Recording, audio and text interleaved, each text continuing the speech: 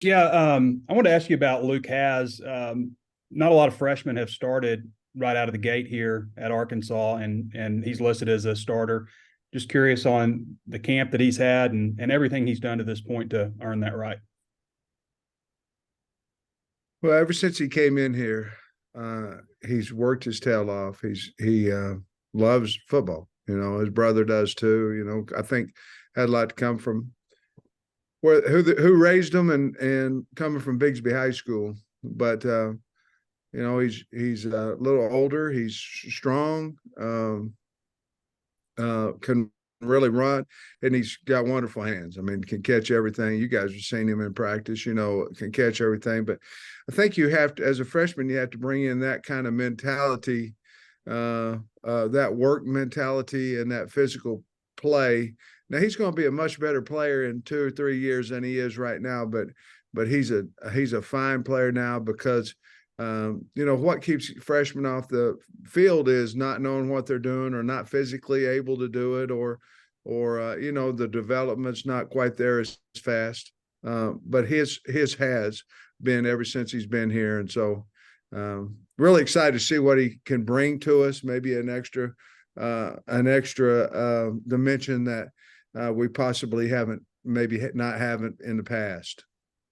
I think we could also expect to see Jalen Braxton some, but my question was about just other freshmen that we might see. I know safeties and linebackers or tight ends are popular on special teams and stuff. Just who else might we expect to see? Yeah, true freshman wise, Brad Spence comes to mind at linebacker.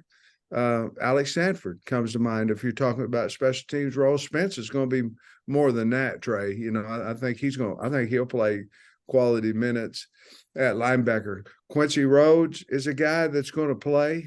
Ian Griffard is going to play. Quincy could work his way up. I mean, I think he's really a special talent. In the back end, you had already mentioned Alex Sanford. You'd already mentioned Jalen Braxton. I'm looking over there to see TJ Metcalf. TJ Metcalf of B1. Offensive line, probably not there. You talked about tight end, running back, probably not yet, even though we're really pleased with Isaiah. Quarterback, Malachi's done a really good job. And then wide receiver, you're going to see both of them, James and Dozier. They're in our top 6 wide receivers. You'll see both of them. Well, when you talk about that defensive line with 9 seniors and stuff, what does it say about Gifford and Rhodes that they may be able to make some noise there? Well, we hit. They're both really good players, both great kids, know how to work. And the thing with Ian, I mean, he was a biscuit away from 400 this summer, and he never missed a rep, never missed anything. And that's hard to do now at that kind of size, and so that tells a little bit of his makeup. But you're 100% right, and Quincy Rhodes is just in my opinion, a special talent. Thanks, Coach. Bob.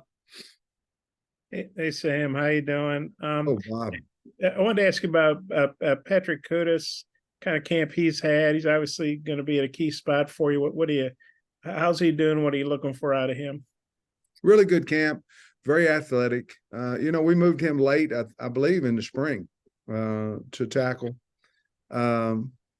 We need to see solid consistency there, which is hard to do, at that spot. But very, very talented, very strong.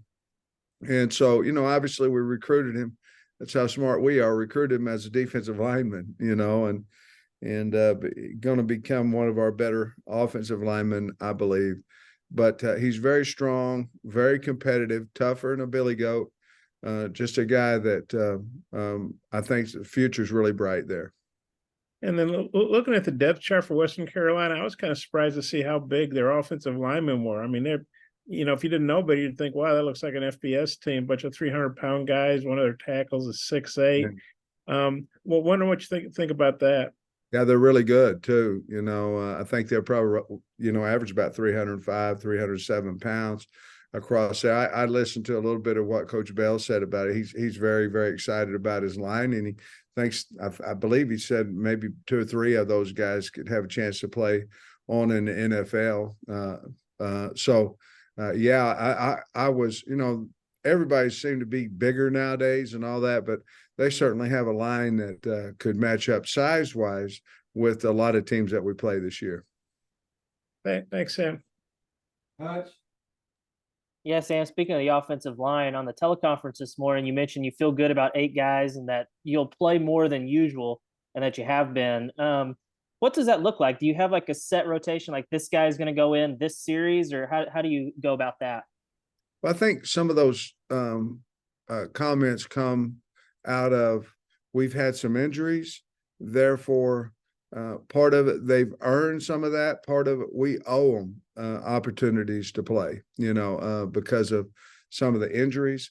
Now we wouldn't throw them out there just because somebody's been injured if we didn't think that we could win with them. Let's get that straight. But we have, with Wiggins, he's played left guard and center. With Chamblee, certainly, in my opinion, he's been one of the bigger bright spots of camp.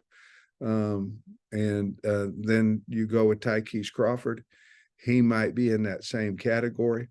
And injuries certainly gave us an opportunity to look at them with a different group, look at the ones and all this. I'm still just excited as I can be about Devin Manuel, but we found some more guys. And I don't know if it's because our eyes open and looked at them differently. I don't know. I really don't. But I am very confident going into it that we have 8, and I think I'd feel the same way about Amarian Harris, except he's been injured here lately. We got him back yesterday. And if everybody is healthy, do you envision you playing multiple, like rotating guys in, as the season progresses? Like, is there a benefit to that, or do you want to find this is my 5 and they're going to play every rep as long as they're healthy? No, I would rather be the opposite, what you mentioned first, to be totally honest with you. There's obviously guys that, are just better than everybody else up there or have the separation. But if they don't have separation, I don't know how you figure out which one of them's the best if you don't get them in the game and let them have at it. And so I think we're that way, in all honesty, with at least 3 positions up there. And so we just got to go find out and see who the best guys are. And then eventually, maybe by mid-season, by, start SEC play, hopefully we could cut that down. And if nobody's separated, we'll continue to go ahead and play 7 or 8. Kevin.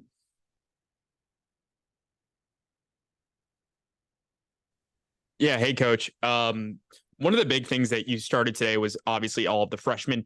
And now looking into it this season, you have a lot of returners on your roster, specifically, experience with KJ and Rocket. How do you believe that experience will help this season?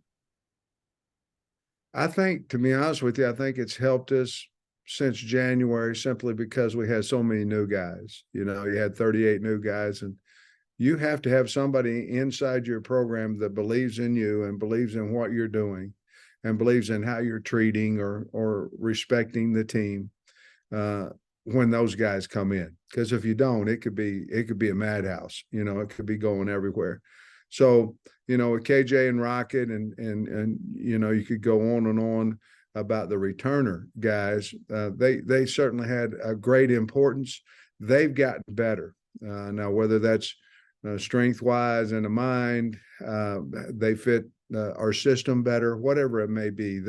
They've gotten better. And, Jaden Johnson and Jaden Wilson, those 2 guys were guys that I thought were pretty good last year. And now I think they're really good. So they've obviously changed as well, what their mind's telling them. But to be honest with you, the core of our team was the guys that we had, as you mentioned, and we'll go rock with those guys, and then the new guys certainly going to help us. Got it. Yeah, Sam, we talked to Tank Booker last week. He said his transition here was pretty smooth. I'm wondering how you maybe saw him operate when he got here to make that transition smooth. Tank's personality would allow him, in all honesty, probably to have a smooth transition a lot of places. You know, I appreciate him saying that here, but he had something to prove. You know, going to the SEC. You know, that was something there. But he came in, didn't say a whole lot. People respect what you do, not necessarily what you say. In the beginning, once you do something, then they'll expect the words coming out of your mouth. And I thought he came in, went to work, and didn't say a whole lot. And then the kids started noticing him, and obviously we did as well. And then he's become a little more outspoken. He's not ever going to go up and, give the public address. You know, that's just not his personality. But I think he's going to do all his talking physically how he plays. You said Monday that Western Carolina likes to throw a lot of bubble passes at defense. I'm curious what the key is to maybe being able to defend that quick pass game effectively so early in the year. I don't know if it was part of our practices whenever. Yeah, I'm sure it was, but we started a lot of our practices this year with the bubble drill, and obviously we want to get better at it offensively, but we're going to have to defend it a lot. I think Western Carolina does as good a job as anybody will play throwing the bubble screens, the intermediate, shorter passes. And not to say they don't do the long, but the deep ball well. I'm just saying they do a great job with that bubble intermediate range. So we put it as an emphasis we're trying to start fast. So we're trying to do something physical at the beginning of practice as much as we can in a team-oriented thing. Now, the bubble necessarily wouldn't be, but fastball starts would. So we would try to do both those things because we're trying to do something right out of the gate to say that we want fastball starts. We want to start fast. But to answer your question, they are good at the bubble screen, and we've gotten a lot of good on good reps trying to defend it. Mason. Yeah, Coach, I was just wondering with Jashad Stewart, is it still the heel that's bothering him? Yes, and I don't know that he's going to be able to play Saturday, to be perfectly honest with you. But yes, it's just been nagging him for a while, and I would guess he's probably about 75 or 80%. And to be perfectly honest with you, it doesn't matter what the name of the team we played. I just don't think it would benefit him or us for him to play at this time on Saturday. And then all of your openers as the head coach at Arkansas have been in Fayetteville. I'm just curious if there's anything that you've, done differently to prepare with it being in Little Rock this week. We really haven't, except for the fact that all of we flip when we play on artificial turf, we flip practice fields. One day offense will be on the grass and opposite, and then the next day they'll be all our good on good, all our kicking, all that has been on our practice turf. So we have done that, but other than that, we haven't really talked a lot about it. On my Friday talk to the team, I will talk about the history of War Memorial and the history of the team going to Little Rock, so the kids will know it's a big deal.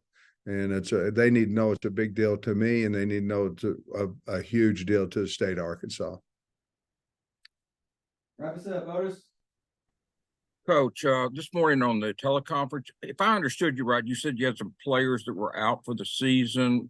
I knew about Bakke. Was there anyone else that you can say? Yeah, I'll tell you whatever you want to know, Otis. You're a good man. Well, I figure you may have already told us. I probably missed it. I'm looking up there. Quincy McAdoo, obviously. Right. Don't believe he'll quite. Terry Wells, he had the pec surgery at Bakke. That would be it as of right now, and that's it. Yeah, those were the three I knew about. I just making sure that I and missed it. Okay, kind of playing off what Hutch asked you earlier about he talked about the offensive line, playing more players, but his threat, the transfer portal, or even the threat of the transfer portal, maybe more so, force coaches to maybe play a few more players than you would have otherwise, instead of just saying you're going redshirt? Well, I think I'd be lying if I didn't tell you it was always in the back of my mind. Yeah. The other part about it is too, if you really think about it, D linemen, they have responsibilities as well. And we play 8, they rotate basically on 4s. You know what I mean? I've always been a guy that wanted to play my best 5 and wanted to play them all the time. I don't know that helps you in the future of development, whether you're talking about the portal or not. But to be perfectly honest with you, I'd be lying to you if I told you the answer to that was no, because I think there's a lot to nowadays with, you don't get suspended a year, in the portal.